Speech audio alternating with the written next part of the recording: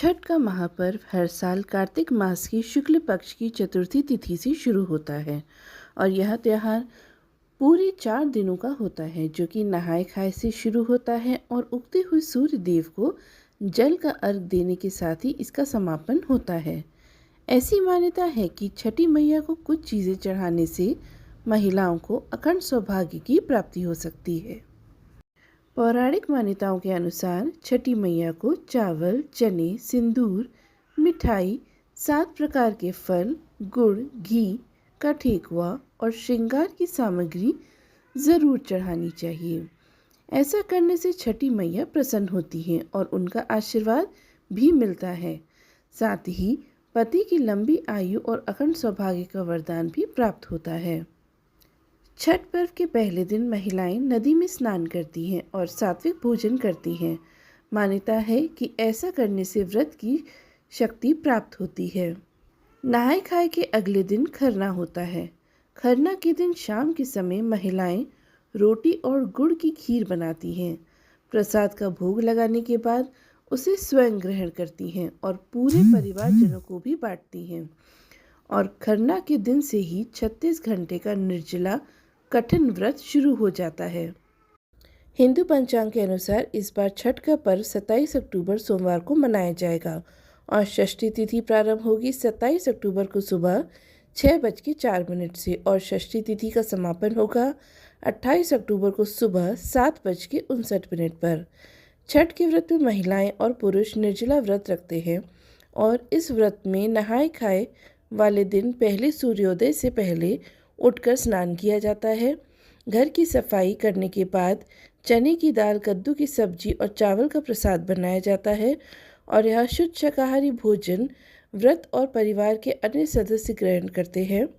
स्कंद पुराण के अनुसार इस दिन से छठी मैया की कृपा शुरू होती है। दूसरा दिन होता है खरना का, या जिसे लोहंडा भी कहते हैं। नए चूल्हे या मिट्टी का चूल्हा बनाकर उस पर गुड़ की खीर और रोटी आदि बनाते हैं। इस प्रसाद को ग्रहण करने के बाद अगले 36 घंटों का निर्जला व्रत शुरू हो जाता है। मान्यता है कि खरना के बाद छठी मैया घर में विराजमान होती हैं। संध्या अर्घ 27 अक्टूबर को रहेगा, जिस दिन व्रती निर्जला उपवास रखते हैं। सूर्यास्त के समय नदी या तालाब में खड़े होकर डूबते हुए सूर्य को बांस के सूप में फल, ठेकुआ और मिठाई, गन्ने आदि के साथ अर्घ देते हैं। छठ पर्व के अंतिम दिन यानी उषा अर्थ वाले दिन सूर्योदय से पहले ही नदी किनारे उदयागामी सूर्य को अर्घ दिया जाता है, जिसमें किसी पवित्र नदी या तालाब में कमर तक पानी में खड़े होकर सूर्य देव को अर्घ देने के बाद 7 या 11 परिक्रमा करने के बाद व्रती प्रसाद ग्रहण करके अपना व्रत खोलते हैं और यह दिन संतान और समृद्धि की कामना को पूर्ण करता है। छठ पूजा सूर्यदेव की उपासना का प्रतीक है, जो जीवन में शक्ति और ऊर्जा का स्रोत है और धार्मिक पुराणों के अनुसार छठी माई संतान की रक्षा करती हैं। इसलिए इस दिन भक्तों को श्रद्धापूर्वक छठी माई का यह व्रत करना चाहिए। एक बार फिर से ध्यान रखिएगा, 25 अक्टूबर शनिवार को नहाय खाए किया जाएगा, जिस दिन सूर्योदय होगा सुबह 6:28 पर और सूर्यास्त का समय शाम 5:42 पर रहेगा।